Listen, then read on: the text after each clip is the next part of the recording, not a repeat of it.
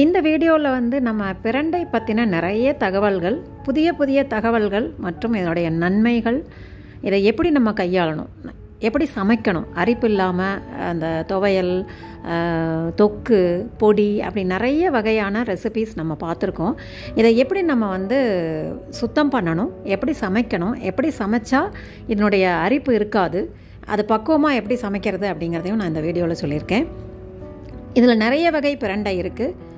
பிரண்டை அப்படிங்கிற அளவில் மட்டும்தான் நமக்கு தெரியும். இதில் சாதாரண பிரண்டை, சிவப்பு பிரண்டை, உருட்டு பிரண்டை, உருண்டை பிரண்டை, முப்பிரண்டை, தட்டை பிரண்டை அப்படின்னு நிறைய பிரண்டை வகைகள் இருக்குது. களிப்பிரண்டை, தீம்பிரண்டை, என்னென்னமோ சொல்கிறாங்க. ஆனால் நம்ம பயன்படுத்தக்கூடிய, நமக்கு சகஜமாக கிடைக்கக்கூடிய பட்டை பிரண்டை, 4 பட்டை இருக்கக்கூடிய பிரண்டை தான் நம்ம வந்து மருத்துவ குணத்துக்காக பயன்படுத்திகிட்டு இருக்கோம். இதனுடைய மருத்துவ குணங்கள் சொன்னோன்னா சொல்லிகிட்டே போகலாம், இந்த வீடியோ பத்தாது. நம்ம இது எப்படி முக்கியமான இந்த இலைகளையும் இந்த தண்டு பகுதியையும் எப்படி சுத்தம் பண்ணி என்ன மாதிரி சமையல் குறிப்புகள் நம்ம செஞ்சோன்னா இதனுடைய மருத்துவ குணங்கள் குறையாமல் நமக்கு கிடைக்கும் அப்படிங்கிறத நம்ம இதில் பார்க்க போகிறோம். யார் சாப்பிடலாம், யார் சாப்பிடக்கூடாது, எப்படி சமைக்கணும், எப்படி சாப்பிடணும், இது எல்லாத்தையுமே எந்த வகையில் எத்தனை நாள் சாப்பிடணும், இது எல்லாமே டீட்டெயிலாக இந்த வீடியோவில் நான் உங்களுக்கு சொல்ல போகிறேன். பிரண்டை பற்றின முழுமையான புரிதலோடு நம்ம இந்த பிரண்டையை பயன்படுத்த போகிறோம். அதற்கான வீடியோ தான் இது. இந்த வீடியோவையும் ஷேர் பண்ணிக்கோங்க. நம்ம சேனலை முதல்ல பார்க்குறவங்க சப்ஸ்கிரைப் பண்ணிட்டு வந்துடுங்க. வீடியோவில் டீட்டெயில் ரெசிபீஸ் பார்த்துடலாம்.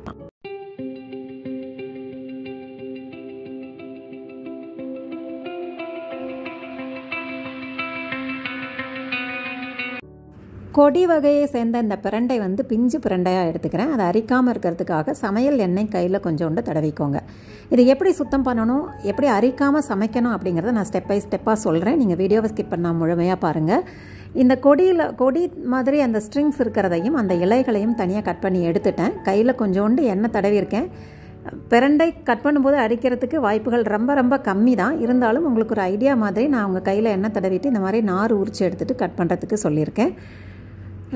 4 பட்டை சொல்லியிருக்கேன் இல்லையா, அந்த 4 பட்டையில் இருக்கிற நார் மாதிரி இருக்கிறத அந்த எட்ஜஸில் வந்து நார் மாதிரி வரும். மேலே அந்த கண்ணில் கட் பண்ணிவிட்டு அப்படியே இழுத்திங்கன்னா அந்த நார் வந்து அப்படியே நீட்டாக வந்துடும். 4 பக்கமாக இருக்கிற அந்த நார் தன்மையை அப்படியே உரித்து எடுத்துருங்க. எடுத்துட்டிங்கன்னா உங்களுக்கு தண்டு மாதிரி சாஃப்டாக கிடைக்கும். நான் இந்த வீடியோவில் காமிக்கிற மாதிரி மேலே மட்டும் கட் பண்ணிவிட்டு அப்படியே இழுத்திங்கன்னா இந்த மாதிரி நார் தனியாக வந்துடும். இது 4 சைடும் இந்த மாதிரி கட் பண்ணி எடுத்துட்டிங்கன்னா தண்டு நல்லா சாஃப்டாக உங்களுக்கு கிடைக்கும். இது கட் பண்ணும்போது அரிக்கிறது ரொம்ப ரேராக தான் கட் பண்ணும்போது அரிக்கும். பட் கட் பண்ணும்போதெல்லாம் அரிக்கிறதுக்கு வாய்ப்புகள் ரொம்ப கம்மி.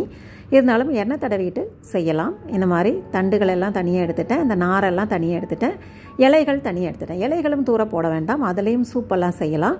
இப்போ நம்ம அந்த பிரண்டை தண்டுகளை வந்து பொடி பொடியாக கட் பண்ணி எடுத்திருக்கேன்.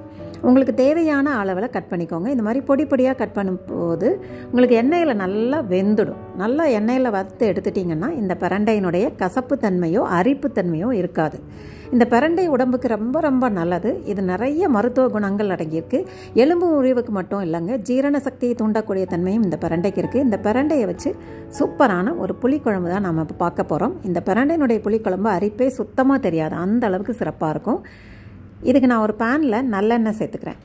இந்த பிரண்டை குழம்புக்கு நல்லெண்ணெய் சேர்த்து செஞ்சிங்கன்னா தான் ரொம்ப மருத்துவ குணங்கள் அப்படியே பேலன்ஸ்டாக கிடைக்கும். அதனால தான் மற்ற எண்ணெய்களை விட நல்லெண்ணெயோ நெய்யோ பயன்படுத்தி செய்யும்போது இந்த மருத்துவ குணங்கள் அப்படியே முழுமையாக நமக்கு கிடைக்கும். 1 டேபிள் ஸ்பூன் எண்ணெய் சேர்த்துட்டு முதல்ல நம்ம சின்னதாக கட் பண்ணி வச்சுருக்க பிரண்டை துண்டுகளை போட்டு நல்லா வதக்கி எடுத்துக்க போகிறேன். இந்த எண்ணெயில் பிரண்டை நல்லா வேகும்போது உங்களுக்கு அந்த அரிப்புத்தன்மை சுத்தமாக தெரியவே தெரியாது. நான் அரிக்கும் அப்படின்னு சொல்லியே நிறைய பேர் இந்த பிரண்டையை சாப்பிடாமல் இருக்கும். இந்த மாதிரி நீங்கள் பக்குவமாக சமைச்சு பாருங்கள், அரிக்கவும் அரிக்காது, சீக்கிரமாக கெட்டும் போகாது. அதனால் இந்த பிரண்டையை நல்லா இதில் வதக்கி எடுத்துக்கலாம். நல்லா 3/4 வாசி இதில் வெந்துடும். இந்த பச்சை கலரில் இருக்கிற பிரண்டை வெந்துருச்சுன்னா பார்த்தீங்கன்னா நிறம் மாறிடும். இந்த மாதிரி நிறம் மாறி அழகாக வந்துடும். இது அப்படியே வெந்ததுக்கப்புறம் இது தனியாக அந்த பிரண்டையை மட்டும் எடுத்து ஒரு பிளேட்டில் நான் வச்சுக்க போகிறேன். இந்த மாதிரி வறுத்து எடுக்கும்போது உங்களுக்கு குழம்பும் சுவையாக இருக்கும். இந்த பிரண்டை நீங்கள் கடித்து சாப்பிடும்போதுமே ரொம்ப நல்லாயிருக்கும். அதனால தான் நல்லெண்ணெயில் வறுத்துக்க சொல்கிறேன். தொகையிலெல்லாம் செய்யும்போது நீங்கள் நெய்யில் வதக்கிக்கலாம். நெய்யில் வதக்கும்போது இந்த மருத்துவ குணங்கள் இன்னும் அதிகமாகுது அப்படின்னு சொல்கிறாங்க. இப்போ நம்ம குழம்பு அப்படிங்கிறதுனால நெய் போட்டால் நல்லா இருக்காது, அதனால் நல்லெண்ணெயில் வதக்கிட்டேன். இப்போ பார்த்திங்கன்னா நல்லா செவந்த மாதிரி லைட்டாக ரோஸ்ட் ஆகி வந்துடுச்சு. இதை அப்படியே எண்ணெயிலேருந்து இந்த தண்டுகளை மட்டும் தனியாக எடுத்து நான் வச்சுக்க போகிறேன். இதே எண்ணெயில் தான் நம்ம சமைக்க போகிறோம். அதனால் தண்டை மட்டும் முதல்ல அப்படியே எடுத்துடலாம், அரைச்சி எடுத்துடலாம். எடுத்துட்டு அந்த எண்ணெயில் நம்ம தாளிதம் செய்ய போகிறோம். இதுக்கு நான் சின்ன வெங்காயம், பூண்டு இதெல்லாம் கட் பண்ணி வச்சுருக்கேன். ஒரு கைப்பிடி அளவு சின்ன வெங்காயம், ஒரு கைப்பிடி அளவு பூண்டு எடுத்து ரெடியாக கட் பண்ணி வச்சுருக்கேன். இதை அப்படியே அரைச்சி எடுத்துட்டேன். பாருங்கள் எவ்வளோ நல்லா வதங்கி வந்துருச்சு, நல்லா வதங்கிடுச்சு. அந்த எண்ணெயுமே நல்ல க்ரீன் கலரில் இருக்குது. இந்த எண்ணெய்க்குமே எக்கச்சக்கமான நன்மைகள் இருக்குங்க. இந்த எண்ணெய் எடுத்து நீங்கள் மூட்டு வலிக்கெல்லாம் தடவிக்கலாம். அந்த மாதிரி நிறைய பயன்கள் இந்த எண்ணெய்க்கும் இருக்குது. இப்போ இதில் அப்படியே அந்த எண்ணெயை வேஸ்ட் பண்ணாமல் சோம்பு, சீரகம், கொஞ்சோண்டு வெந்தயம் இது போட்டு நல்லா பொரிய விட்டுடலாம். இந்த சோம்பு, சீரகம், வெந்தயம் நல்லா பொரிஞ்சதுக்கப்புறம் தான் இதில் நம்ம சின்ன சின்னதாக கட் பண்ணி வச்சுருக்க வெங்காயம் சேர்க்க போகிறோம். சின்ன வெங்காயம் சேர்த்துக்கோங்க, அதுக்கு மருத்துவ குணம் அதிகம் இருக்குது. அதனால் சின்ன வெங்காயம் சேர்த்துக்கிறேன். கொஞ்சோண்டு பூண்டு தோல் உரித்து வச்சுருக்கேன், அதையும் சேர்த்துக்கிறேன். இது எல்லாமே நீட்டமாக கட் பண்ணி வச்சுருக்கேன். இது எல்லாமே நம்ம பிரண்டை வதக்கி எடுத்த அதே எண்ணெயில் தான் நம்ம வதக்க போகிறோம். இது நல்லா வதங்கி வந்ததுக்கப்புறம் நான் ஒரு புளி, இது வதங்கட்டும், ஒரு புளி ஒரு எலுமிச்சம்பழம் அளவு எடுத்து வெதுவெதுப்பான தண்ணியில் ஊற வச்சு கரைச்சி வடிகட்டி எடுத்துட்டேன். இந்த மண் இல்லாமல் ஓடு இல்லாமல் வடிகட்டி வச்சுக்கலாம். ரெடியாக எல்லாமே ரெடியாக வச்சுருந்தோன்னா இதை டக்குன்னு செஞ்சிடலாம்.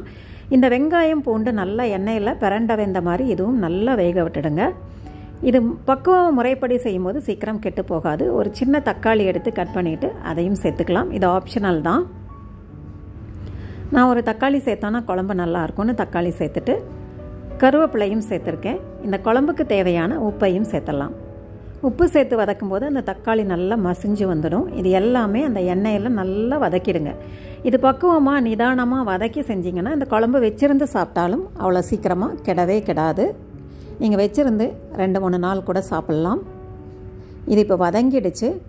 இதுக்கு காரத்துக்கு தேவையான சாம்பார் மிளகாய்த்தூள் செட்டிநாடு ஸ்நாக்ஸ் ஆன்லைனில் கிடைக்கக்கூடிய செட்டிநாடு சாம்பார் மிளகாய்த்தூள் தான். இதில் ஒரு 2 டீஸ்பூன் காரத்துக்கு தகுந்த மாதிரி சேர்த்துருக்கேன். சேர்த்து நல்லா வதக்கிட்டு நம்ம கரைச்சி வச்ச புளியையும் இதில் சேர்த்துடலாம். புளி கொஞ்சம் தாராளமாக சேர்த்துட்டிங்கன்னா இந்த பிரண்டையினுடைய அரிப்புத்தன்மை உங்களுக்கு தெரியாது. புளியும் சேர்த்துட்டு தண்ணி ஊற்றி நல்லா கொதிக்க விட்டுருங்க. இதுக்கு முக்கியமாக புளி கொஞ்சம் தாராளமாக சேர்த்து விட்டுட்டிங்கன்னா குழம்பும் சுவையாக இருக்கும், அரிக்கவும் செய்யாது. இது நல்லா கொதிக்கட்டும். இது நல்லா கொதித்து எண்ணெய் மேலே விட்டு நல்லா சுண்டி நல்லா கெட்டியாகி வந்துடும். அந்த ஸ்டேஜில் தான் நம்ம வதக்கி வச்சுருக்க அந்த பிரண்டையை நம்ம சேர்க்க போகிறோம். இந்த பிரண்டை குழம்பு வாரத்தில் 2 தடவை சாப்பிட்லாம். இது எல்லாத்துக்குமே ரொம்ப நல்லது. யாருக்கு அதிகம் சேர்க்கக்கூடாதுன்னு பார்த்தீங்கன்னா அந்த கர்ப்பிணி பெண்கள், அவங்களுக்கு அதிகம் சேர்க்க வேண்டாம் அப்படின்னு சொல்கிறாங்க. இந்த பிரண்டை வதக்கினதை இப்போ நம்ம சேர்க்க போகிறோம். அது நல்லா கொதித்து மேலே எண்ணெய் விட்டு வந்துடுச்சு.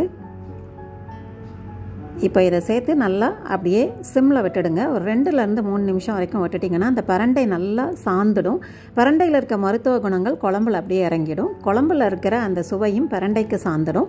அதனால் அரிப்பே இருக்காது, அரிக்கவே செய்யாது. இதை நம்ம செஞ்சு பாருங்கள், கண்டிப்பாக நீங்கள் ரியலைஸ் பண்ணுவீங்க. அரிக்கும்னு நிறைய பேர் இதை சாப்பிடாம இருந்தீங்கன்னா இனிமேல் இதை சாப்பிடுங்க. இந்த பிரண்டையில் நிறைய மருத்துவ குணங்கள் இருக்குது. ஜீரண சக்தியை தூண்டக்கூடிய தன்மையும் இதுக்கு இருக்குது. எலும்பு முறிவு மட்டும் இல்லாமல் பசியை நல்லா தூண்டக்கூடிய தன்மை இருக்குது. கழுத்து வலி, முதுகு வலி, மூட்டு வலி, அந்த மாதிரி வலிகளுக்கு ஒரு நல்ல நிவாரணியாக இருக்குது. ஆண்மை குறைவையும் மாற்றக்கூடிய தன்மை இந்த பிரண்டைக்கு இருக்குது. இதை ரெகுலராக சாப்பிட்டுட்டு வரலாம்.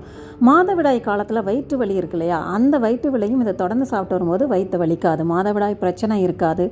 வயிற்றுப்புண்ணு, மூல நோய், இந்த மாதிரி நிறைய விஷயங்களுக்கு இந்த பிரண்டை உதவியாக இருக்கிறதுனால உணவில் இதை கண்டிப்பாக சேர்த்துக்கணும். துவையல், தொக்கு, ஏதாவது ஒரு விதத்தில் இந்த பொடி, அந்த மாதிரி ஏதாவது ஒரு விதத்தில் இந்த பிரண்டை உங்களுக்கு எந்த சுவை பிடிக்குதோ அந்த சுவையில் பிரண்டை இனிமேல் டெய்லியுமே ஒரு ஸ்பூன் பிரண்டையை சேர்த்துட்டே வந்தீங்கன்னா ரொம்ப நல்லது.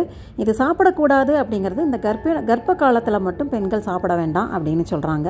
எலும்பு முறிவை மட்டும் இல்லாமல் இதனுடைய மருத்துவ குணங்கள் நிறைய இருக்கிறதுனால இந்த வீடியோ பிரண்டை பற்றின வீடியோ போடணும் அப்படிங்கிறது ரொம்ப நாளாக யோசித்து நான் உங்களுக்கு இந்த வீடியோ ஷேர் பண்ணியிருக்கேன். இந்த பிரண்டை குழம்பு ஒரு வித்தியாசமான ரெசிபி, செஞ்சு பாருங்கள். இந்த வீடியோ உங்களுக்கு ரொம்ப பிடிச்சிருந்தது அப்படின்னா கண்டிப்பாக ஃப்ரெண்ட்ஸோட ஷேர் பண்ணிக்கோங்க. இது நிறைய பேருக்கு ரொம்ப உபயோகமாக இருக்கு. உங்களுடைய கருத்துக்களையும் கமெண்ட் பாக்ஸில் பகிர்ந்துக்கோங்க. சுவையை ரசிக்கலாம் வாங்க. தேங்க்ஸ் ஃபார் வாட்சிங்.